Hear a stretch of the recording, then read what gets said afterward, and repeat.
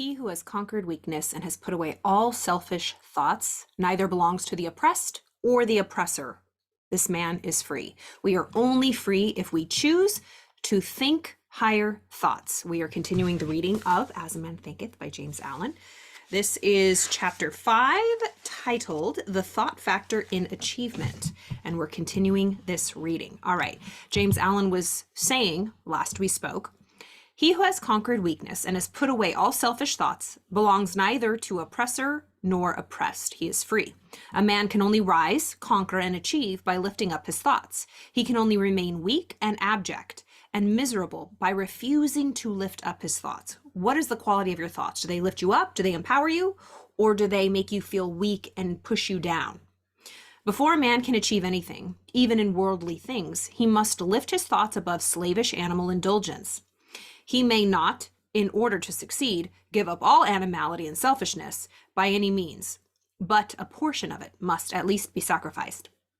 A man whose first thought is bestial indulgence could neither think clearly nor plan methodically. He could not find and develop his latent resources and would fail in any undertaking. Not having commenced to manually control his thoughts, he is not in a position to control affairs and to adopt serious responsibilities. Basically, James Allen is saying, we cannot take on any big undertaking or develop ourselves or think clearly or plan methodically if we don't develop the ability to control our thoughts. We cannot control all the thoughts that come in, but we can control the ones we entertain and that we keep on deck, playing over and over, entertaining, watering, nourishing, getting emotionally involved with, talking, gossiping with other people, having it be the topic of conversation with other people. All right, he is not fit to act independently if he hasn't learned how to control his thoughts and stand alone, but he is limited only by the thoughts which he chooses. There can be no progress, no achievement without sacrifice, and a man's worldly success will be in the measure that he sacrifices his confused animal thoughts and fixes his mind on the development of his plans and the strengthening of his resolution and self-reliance. Ooh, Ralph Waldo Emerson's essay on self-reliance, a must read. Email me, message me if you want a free copy. I send it out all the time. It's a doozy though, but so worth it. All right. So it says, we must give up our just animalistic thoughts. We are animals at the end of the day, and we have bestial, when you say, God, they're just an animal. We are, but that's because we haven't developed, the skills of a higher life, of a higher self, of our spiritual self, not just our physical self, but our spiritual nature, our awareness, studying our inner world, the world you can't see, as opposed to being a slave to the world we can see. And the higher we lift our thoughts, the more upright and righteous we become, the greater will be our success, the more blessed and enduring will be our achievements. The universe does not favor the greedy, the dishonest, the vicious, although on the mere surface it may sometimes appear to do so. It helps the honest, the magnanimous, the virtuous. All the great teachers of all the ages have declared this in varying forms, and to prove and know it, a man has but to persist in making himself more and more virtuous by lifting up his thoughts. Intellectual achievements are the result of thought consecrated to the search for knowledge, or for the beautiful and the true in life and nature. Such achievements may be sometimes connected with vanity and ambition, but they are not the outcome of those characteristics. They are the natural outgrowth of long and arduous effort and of pure and unselfish thoughts. Spiritual achievements are the consummation of holy aspirations. He who lives constantly in the conception of noble and lofty thoughts, who dwells upon all that is pure and unselfish, will, as surely as the sun reaches its zenith and the moon its full, become wise and noble in character and rise into a position of influence and blessedness. Let's really listen to what James Allen is saying and all the great leaders. These are truths that are proved. It's the law, right? When I say right, I mean we can't deny that people who obey the law, meaning they live righteously, their thoughts are pure. At first, it might not seem, and we read that in another chapter, somebody who purports to be charitable and godly and pure and good thoughts, but they're still lowly and poor, live in poverty and are suffering. That is not because that they're so good that they suffer. It's because they have nasty, bad poverty thoughts.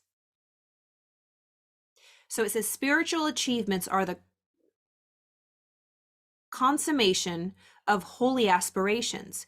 He who lives constantly in the conception of noble and lofty thoughts, who dwells upon all that is pure and unselfish, will, as surely as the sun will rise tomorrow, become wise and noble in character and rise into a position of influence. All the Stoics said it, Marcus Aurelius, Epictetus, but I think, was it, or Socrates? I'm not sure which Stoic philosopher. But we become, our minds, we are dyed with the color of our thoughts. We become what we think about. As a man thinketh, this book. So as he thinketh, so is he. Whatever we have going on between our ears, meaning our mind goes through our brain, and our brain is the electronic switching station with which our mind flows through. Our mind is limitless, our mind is energy, but our mind runs our brain, which runs our body. We're just a big computer. We're a supercomputer, really, at the end of the day. We are programmable. What are we programming into our mind? What are we allowing to be programmed in us? Remember, the subconscious cannot choose. The subconscious just takes. It's the soil. It takes any seed you plant in it, good or bad. What seeds are you entertaining? Your mind is a garden. Your thoughts are seeds. You can grow flowers or you can grow weeds. What are you growing? What thoughts are you nourishing and dropping into that fertile soil of your subconscious mind? Achievement of whatever kind is the crown of effort, the diadem of thought. By the aid of self-control, resolution, purity, righteousness, and well-directed thought, a man ascends. By the aid of animality, indolence, impurity, corruption, and confusion of thought, a man descends. A man may rise to high success in the world and even to lofty altitudes in the spiritual realm, and again descend into weakness and wretchedness by allowing arrogant, selfish, and corrupt thoughts to take possession of him. I always use this as an example. I'm a huge Will Smith fan. I love Will Smith. But if you saw earlier, was it this year? Yeah. He let that animalistic part of him come out, took over, and the world saw it, and he's suffering the consequences, unfortunately. But we all deal with that. He is very aware. He just wrote a book. He was studying with Jay Shetty, who was a monk. Like, he was studying the Bhagavad Gita. Like, he's in a spiritual self. But yet, the highest of heights, at the moment of weakness, if we're not watching, it'll take over. New level, new devil. The higher we get, the darker it can get. We must watch ourselves. So it says, a man may rise to high success in the world and even lofty altitudes in the spiritual realm. Will Smith. And then again, descend into weakness and wretchedness by allowing arrogant, selfish, and corrupt thoughts to take possession of him. Will Smith isn't different than anybody else. He's human. Of course he has arrogant, selfish, and corrupt thoughts. But if we don't watch those thoughts, cleanse them out of us, as St. Teresa of Avila says, get those reptiles out of my house. We have to slay those dragons daily. We can't just do it when we feel like it, or they will creep up and take over, like IFS parts work. We must understand what parts are being activated and triggered, or they will take over. We're unconsciously, we think it's who we are. No, it's just a part of us. But we can't give those parts power. We're not in control. We must remain in self. So let's finish this up. It says, victories attained by right thought can only be maintained by watchfulness. Victories attained by right thought can only be maintained by watchfulness. So when we arrive, when we get there, when you're growing and becoming more spiritually aware and self-aware and enlightened, and you just are figuring it out and you feel really good, that can only be maintained by daily study. It's like achieving physical fitness. Say in the mental health field, you were depressed and anxious, and then you got to a place of happiness. That doesn't last. You have to continue to do the things that got you there. Just like in the physical realm. If you were overweight and you worked out and you got a six-pack and you're amazing, you got to keep doing that or you're going to fall back to that. So victories attained by right thought or right action can only be maintained by watchfulness, by daily doing the work. Many give way when success is assured. We just get comfy, we relax, we kick our heels up, we rest on our laurels, and we rapidly fall back into failure. All achievements, whether in the business, intellectual, or spiritual world, are the result of definitely directed thought, are governed by the same law, and are on the same method. The only difference lies in the object of attainment. I don't have my phone right now, but I experienced this too. And it wasn't the first time I've experienced this. In my own personal life, if I don't ground and connect to God, pray, meditate, for me, the thing that works, that's proven, is A Course in Miracles. My book is A Course in Miracles. When I read my daily lesson, and I read a little bit of it, it doesn't have to be long, it could be 5 minutes, 10 minutes. When I don't take that time for God, I might be able to last and cruise off of all of my good deeds, but I putter out around 3 or 4 days. I start getting irritable, snappy.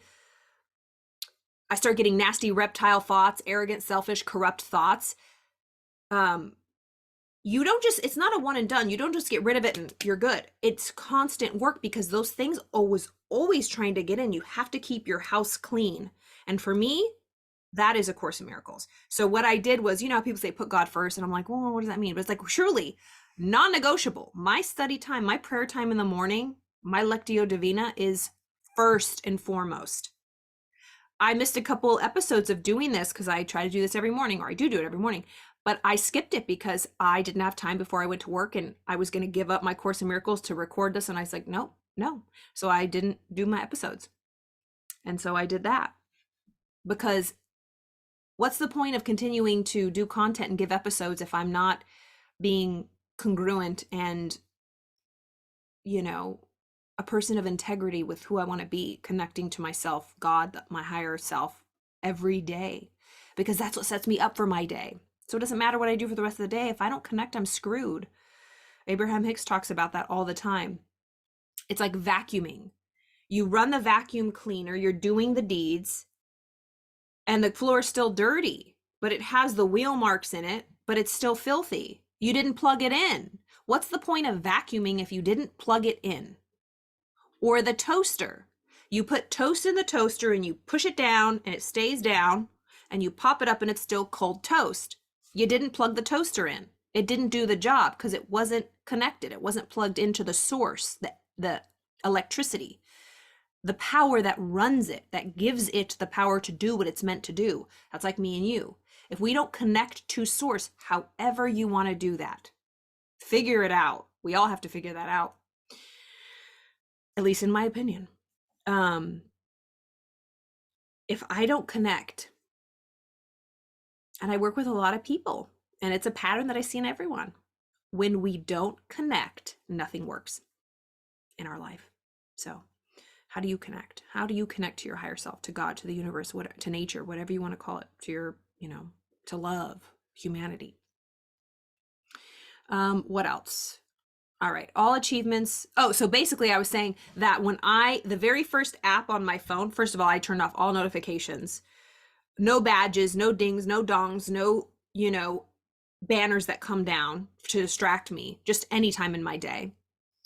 I'm fibbing to you. I still have my badges on my Instagram if there's like a message, only if there's a message, but I don't want to take that off. I don't want any notifications. If I go into the app, then I'll see, but I don't want anything to lure me in already. But I'm pretty good at that. My phone's always on silent. But I put my Course in Miracles app first. It is the first app because it used to be down here with all of my meditation and study and prayer apps.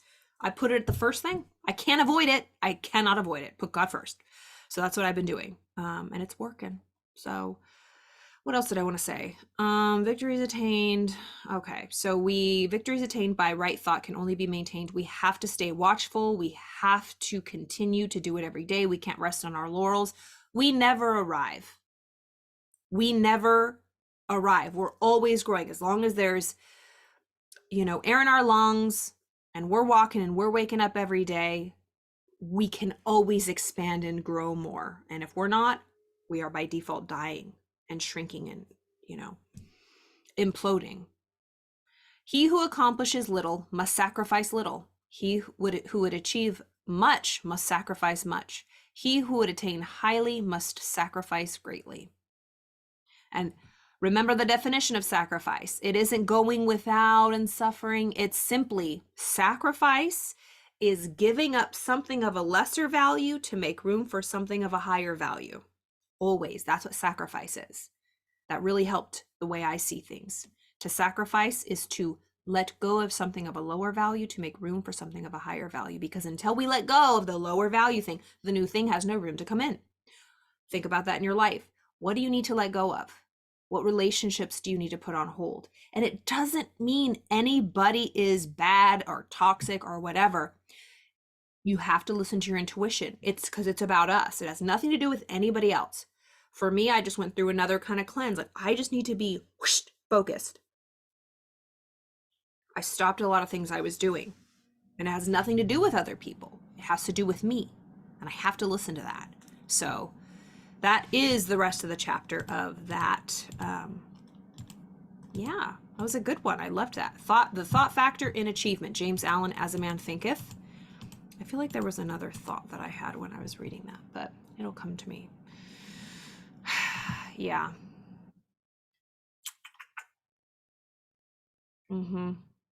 Yeah.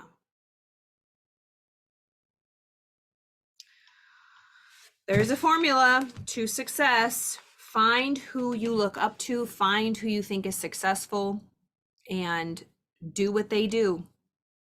No one's perfect.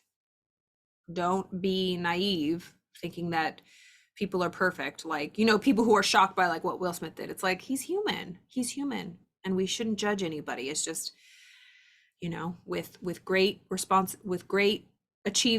success comes great responsibility, or whatever it is. Someone like him does have to be extra careful and watch what he says and does, because it is in front of the whole world. But we should all live like that in our lives, because we are all an influence. You never know who you're influencing in life. You never know what kind of impact you're making. I hope you have a wonderful week, and I will see you tomorrow.